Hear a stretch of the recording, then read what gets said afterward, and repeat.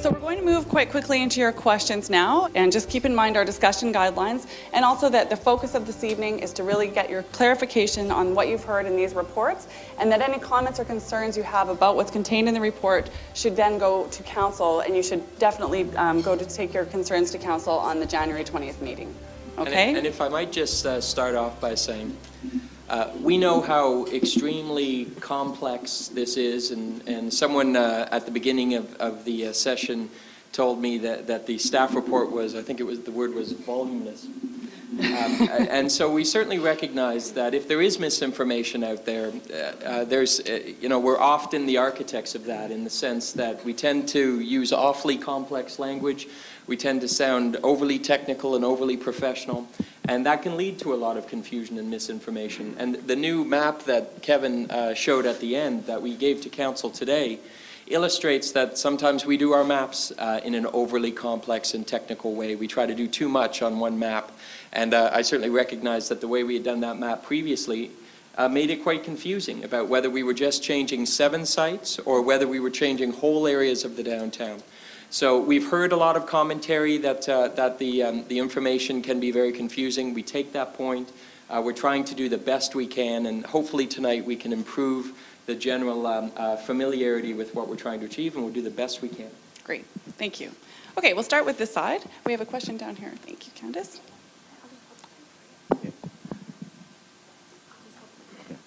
Yes, my question is the view corridors that you presented in your presentation are a view of the mountains, right? What about the view of English Bay? There's an area which is roughly bounded by False Creek, and I'll go, I think it's to the south or whatever, or east, and Drake, and Smythe, and to the north, Burrard. The residents in that area from about 10 stories up have a view of that bowl of English Bay, the view of the bay itself and the ships in the bay. I see nothing in your presentation that deals with that part of the city and the preservation of those views. Do you care to comment? It's a fair point, sir, and to give a completely candid answer, our focus of our work has been on protecting public views from public spaces, as per council's existing policy.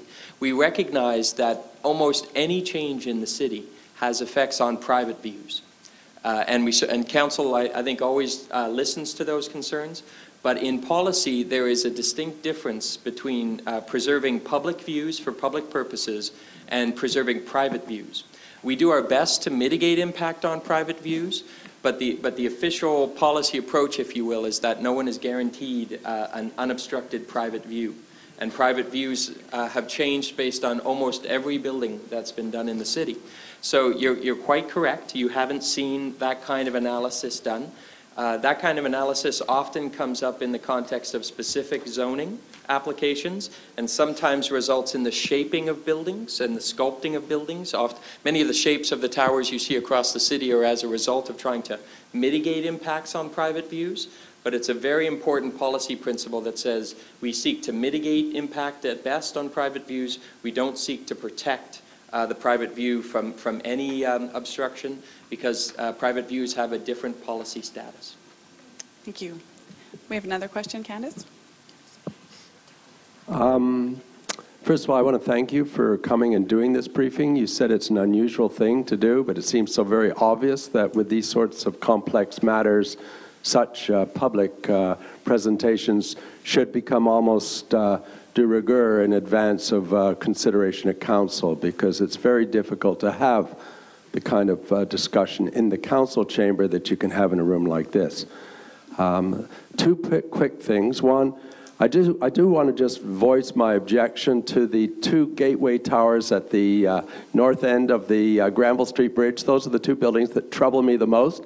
It's just one architect's opinion versus another architect's opinion.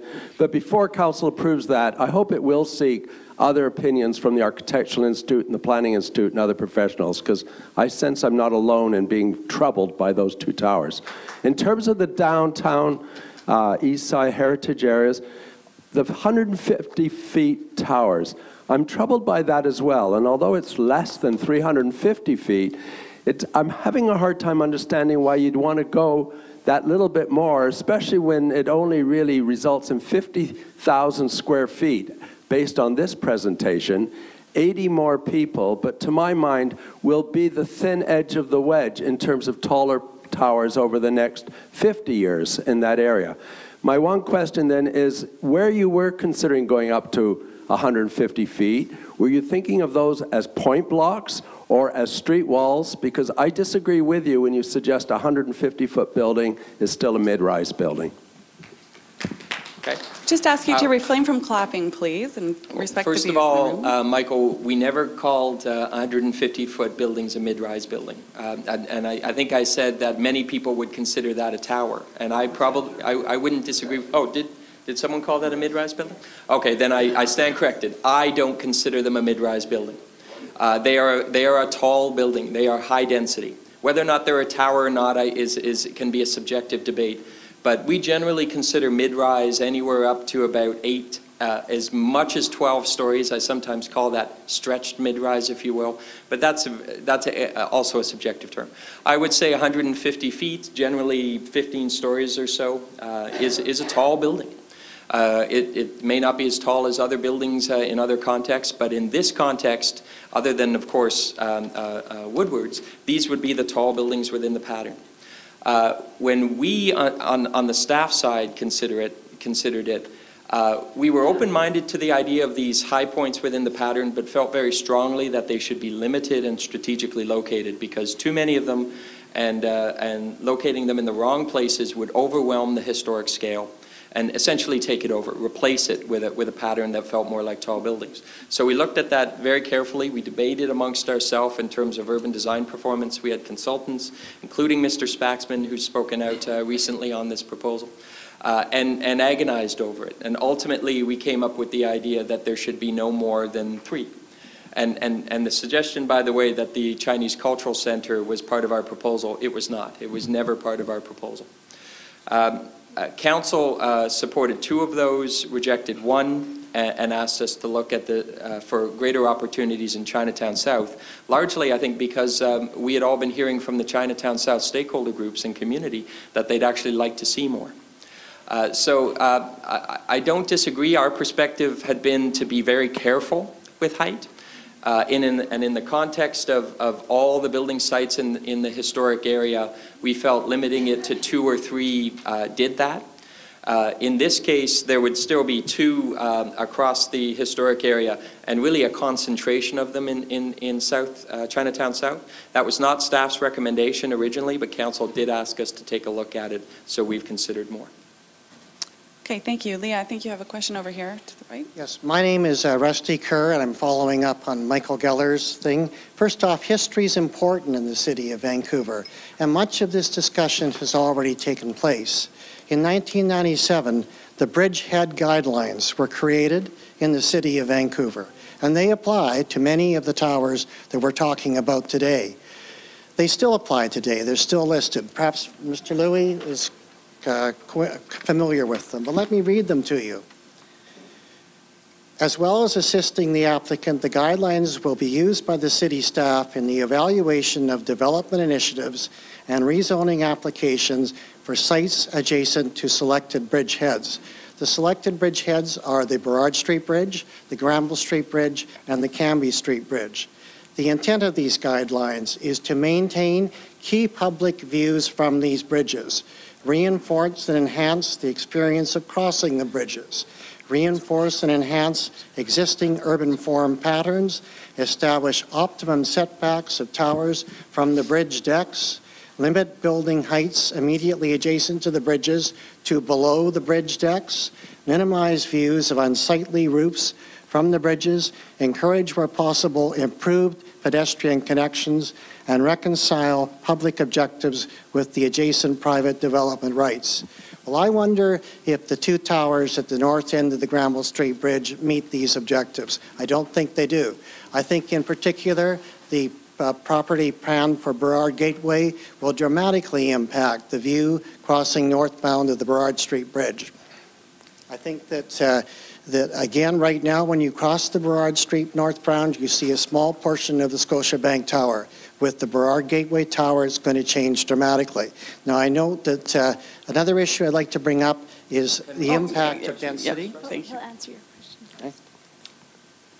Just to say, you're correct. The current heights that we show, from current height up to proposed height, is actually from those guidelines. So that's the guidelines we use in current policy, and council would have to make a conscious decision to increase those heights, because they are one of the few limited sites that don't have view corridors over them. We brought them forward as a potential consideration for council. The downtown Toyota site isn't necessarily covered by those guidelines, I don't believe. Its zoned height is from the downtown district official development plan, but the site I showed that we wanted to keep lower, closer to the bridge, is covered by those guidelines in the current policy. Is there a reason why these guidelines were not referenced in the Vancouver Views report? No reason other than an oversight. They were in terms of all the heights. We list relevant policy and current policy. That's an oversight. It should be in there. You're correct. Well, we have oversights. We have guidelines that are being overturned left, right, and center. When will staff give us the history? This isn't new. This has gone on for decades. Okay, we need you just to focus your question. If you have a question for them, this will be your last. My next thing is where in this study have you focused on the impact of density, on the impact on transportation, schooling, and other issues that affect the livability of the center of the city of Vancouver? Okay, thank you. Just hold your applause, please. Thank you. Just to answer quickly, this is an urban design exercise. It's to create a policy, and all those types of issues are generally dealt with at the rezoning stage. But what I will say is that we obviously have consideration for all of those. We've taken a look at things like the additional number of residents, the additional number of jobs, the public benefits that will be needed to support those, the schools that will be needed to support them as well, recognizing that, as many as you know, a lot of the schools in the downtown are oversubscribed. And council's priority and the school board's priority is to get that school built at International Village. In the meantime, students are unfortunately having to go to Strathcona and Kitsilano to go into school, so we recognize it's an issue. But these are all considerations we have. The final piece is transportation. Whenever each one of these proposals would come in, we require a transportation study. But I do need to point out that there's an interesting phenomenon that's happened in the downtown over the last sort of 10-ish years. From 1996 to 2006, the downtown population increased from about 30,000 to about 90,000 people, and the number of trips increased, but the number of car trips decreased substantially, from about 40% of car trips down to 30%, where the vast majority of trips in the downtown are now by foot, transit, and other modes other than the car. Car is the minority transportation in the downtown, and that's because they're higher density, mixed-use neighborhoods where people have a choice to get to their jobs and services. So these are trends that are continuing in the downtown, and we are conscious of them, and they're all trends and issues that we need to deal with as these applications come in. The only thing I'll add, Rusty, is that is all so true that our transportation group, actually, when they do site-specific rezoning-related transportation studies, they don't look at volume, because they've already determined, in a broad sense, that the volume works in the sense that what it does is facilitates walking trips, transit trips, and increasingly biking trips. So when they do a transportation study in the context of specific applications, it's primarily to look at issues, detailed issues like access and egress, whether or not the access to the site and egress to the site will interrupt traffic flow in an inappropriate way, whether some design approach, everything from signalization or specific movements are necessary to make the traffic work.